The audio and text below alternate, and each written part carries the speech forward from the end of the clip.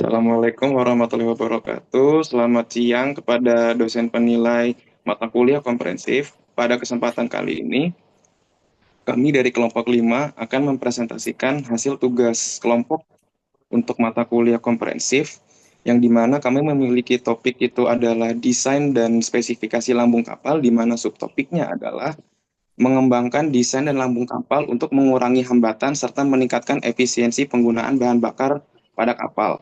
Dan oleh karena itu, pada kesempatan kali ini kami akan menaruh judul yaitu adalah Whole Form Optimization Using Surrogate and Multi-Objective Analysis for Energy Efficiency Improvement. Tapi sebelum itu, izinkan saya untuk memperkenalkan kelompok kami terlebih dahulu. Saya Harun Al-Rashid dengan NPM 2106658.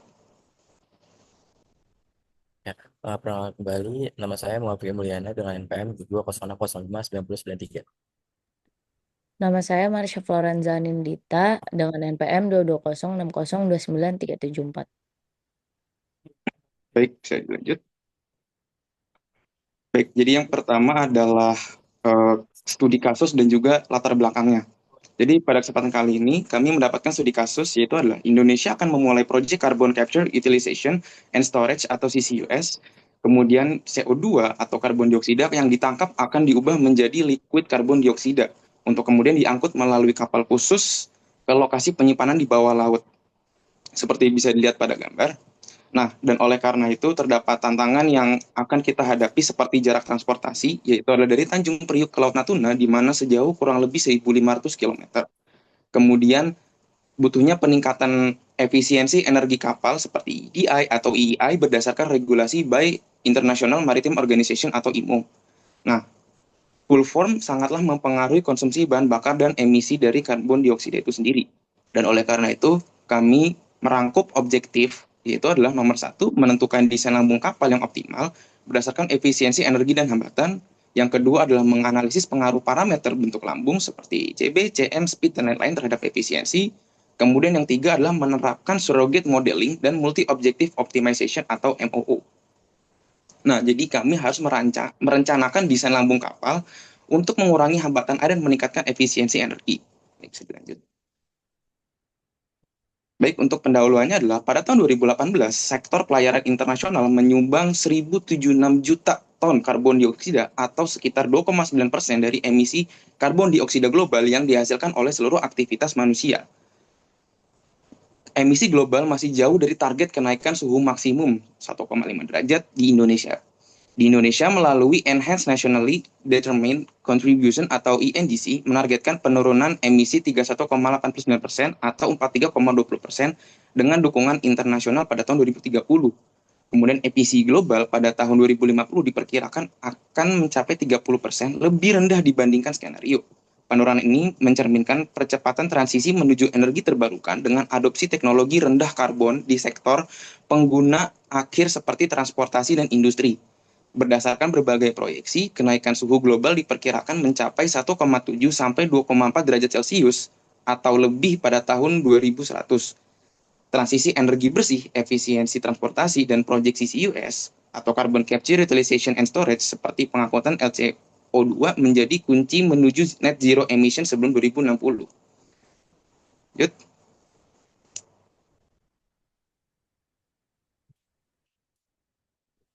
Selanjutnya, metodologi dan data analisis. Mari di next. Nah, pada metodologi ini kami menggunakan pendekatan empirical statistical, surrogate, dan multi-object optimization secara berurutan. Nah, pada empirical estimation ini kita menggunakan metode empiris Holtrop-Manon untuk estimasi hambatan dan power kapal itu sendiri. Untuk toolsnya yang digunakan yaitu rumus empiris dan spreadsheet, dan outputnya itu estimasi awal, power, dan hambatan. Ini untuk mengidentifikasi baseline performa kapalnya itu sendiri. Nextnya itu regression modeling. Nah, di sini analisis korelasi dan regresi linear dilakukan untuk membangun hubungan antar variabel utama terhadap eddy. Toolsnya ini menggunakan spreadsheet atau regresi linear. Outputnya itu hubungan matematis antar variabel dan prediksi EEDI. Dan ini untuk penentuan variabel dominan terhadap efisiensi. Setelah itu surrogate modeling atau RSA. Nah, pada model surrogate ini dikembangkan untuk memperkirakan performa EEDI dengan variasi CB dan kecepatan. Ini toolsnya itu menggunakan Python atau counterplot visualization. Untuk outputnya ini peta kontur response surface EEDI versus CB dan speed. Ini untuk mengidentifikasi area desain paling efisien secara energi. Dan yang terakhir multi-objective optimization. Di sini analisis Pareto dilakukan untuk mendapatkan kombinasi CB dan kecepatan optimal yang menyeimbangkan efisiensi energi dan hambatan. Ini toolsnya menggunakan Python atau Pareto Frontier Analysis. Outputnya ini grafik Pareto Optimal Hull Design EEDI versus RT. Ini untuk penentuan desain kapal paling optimal dan seimbang. Next. Nah, pada empirical estimation ini pertama-tama kami mengumpulkan data kapal pembanding. Setelah itu datanya dinormalisasi dengan skala 0 sampai 1 agar variabelnya itu seimbang. Dan kami di sini juga menggunakan rumus empiris dari Holtrop-Pennant untuk menghitung total resistance. Dengan rumus RT sama dengan 1 tambah K dikali RF ditambah RW ditambah RA. Ini outputnya berupa baseline power demand. Nah, jadi bentuk Fuller ini menurunkan kebutuhan daya pada kecepatan yang rendah tapi meningkatkan pada kecepatan yang tinggi. Jadi di sini CB dan kecepatan itu paling dominan terhadap EEDI. Ya. Next mungkin untuk step selanjutnya yaitu regression modeling. Nah, regression modeling ini dilakukan untuk membangun model matematis untuk memprediksi efisiensi kapal atau EEDI berdasarkan parameter utama dari bentuk lambung kapal atau CB dan juga speed atau kecepatan. Lalu di sini bisa dibuat model yaitu EEDI sama dengan A0 plus A1 CB plus A2 CM plus A3 speed. Jadi A0 ini merupakan koefisien dari intercept, A1 itu koefisien CB, A2 koefisien CM, dan A3 itu koefisien speed. Kenapa kita pakai CB, CM, dan speed? Karena di slide sebelumnya, yaitu di empirical estimation itu CB, CM, dan juga speed merupakan salah satu variabel yang berkorelasi dengan tinggi rendahnya EEDI. Betul. Nah, untuk hasil regresinya itu sendiri, untuk koefisien relasinya itu atau R-nya itu sekitar 0,9142 dengan R square sebesar 0,835.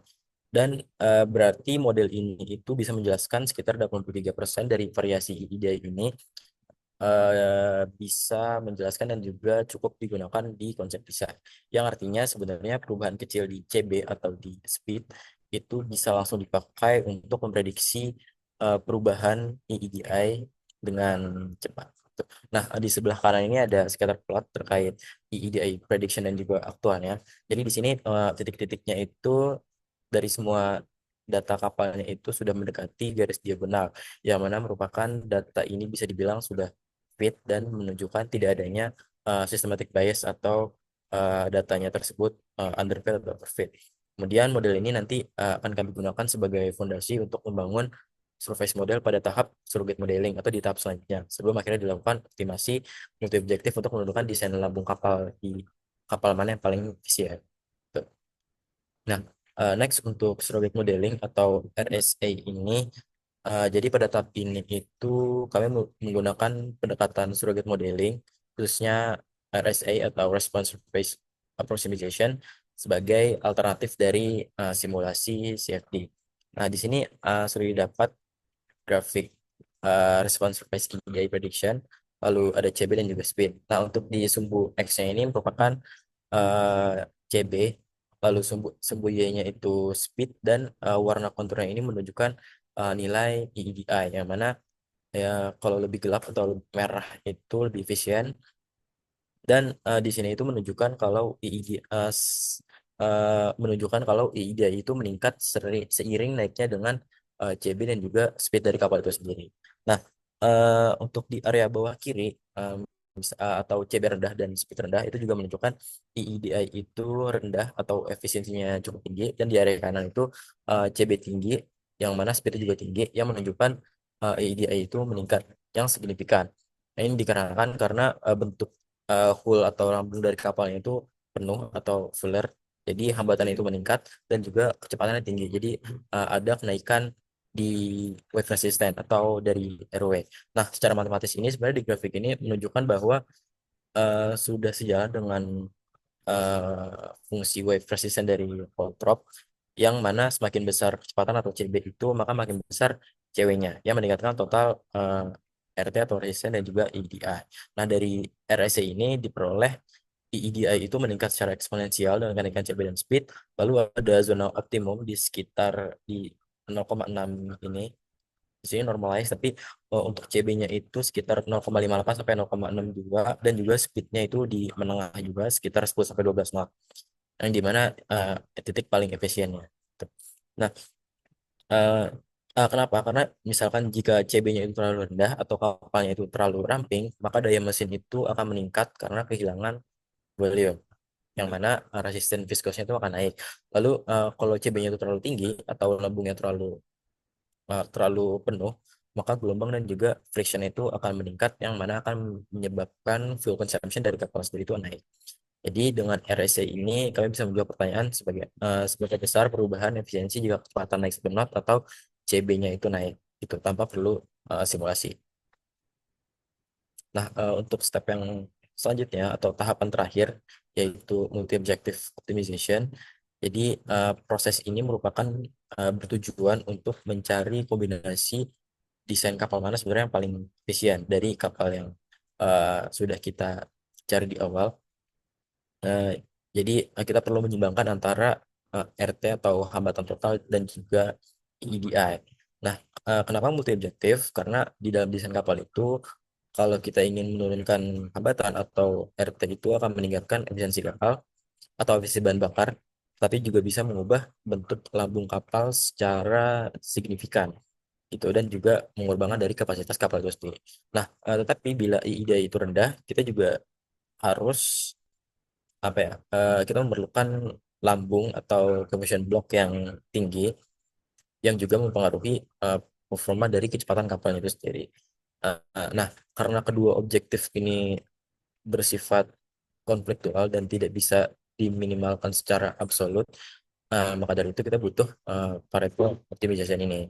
Dari Pareto optimization solution ini kita mencari di mana sih sebenarnya titik terbaik antara dua kombinasi itu yang paling baik gitu.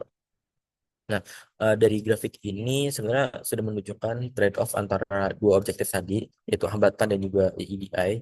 Jadi di sini kan di bagian kiri bawah itu berarti di sana itu paling efisien, EEDI rendah, RT rendah, dan bagian kanan atas itu desainnya kurang efisien.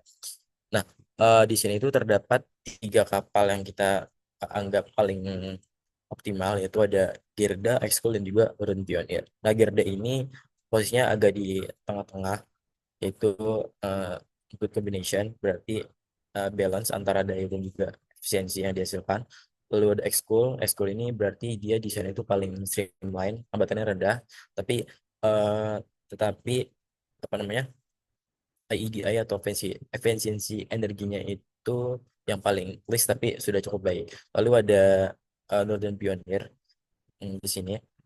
Nah, dia itu karena karena RT-nya agak cukup besar, berarti dia CB-nya tuh agak cukup besar, tetapi efisiensinya tinggi karena payloadnya juga besar. Gitu. Nah, dari MOO ini kita mendapatkan beberapa desain optimum dan juga sekumpulan kapal yang dapat kita rekomendasikan uh, kepada shipyard untuk di desain kembali yang paling optimal. Next. Baik. Jadi untuk interpretasi hasil dan rekomendasi, desain optimal ditentukan berdasarkan posisi pada Pareto front dan karakteristik karakteristik teknisnya seperti pada slide sebelumnya. Yang pertama, kapal Gerda menunjukkan keseimbangan terbaik antara efisiensi energi atau EEDI-nya rendah dan juga hambatan total atau RT-nya minimal. Kemudian X-Cool memiliki performa hambatan paling rendah, menjadikannya ideal untuk efisiensi hidrodinamika.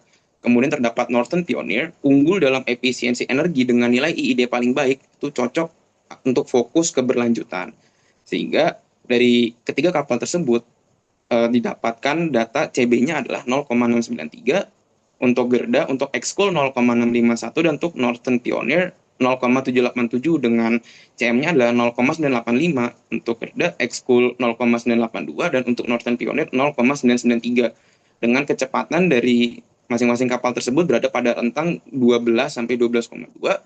Kemudian untuk EEDI-nya, untuk kapal Gerda 63,322, untuk X-Cool 86,685, dan untuk Northern Pioneer 78,599. Dan untuk hambatan totalnya, untuk Gerda 749,8, X-Cool adalah 2736,086, dan untuk Northern Pioneer 628,620. Baik, ini adalah untuk referensi pengerjaan tugas ujian komprehensif. Baik, sekian dari kelompok 5 mengenai presentasi untuk mengembangkan desain lambung kapal yang efisien untuk mengurangi hambatan dan meningkatkan efisiensi energi kapal. Sekian dari kami, kurang lebihnya mohon maaf. Wassalamualaikum warahmatullahi wabarakatuh.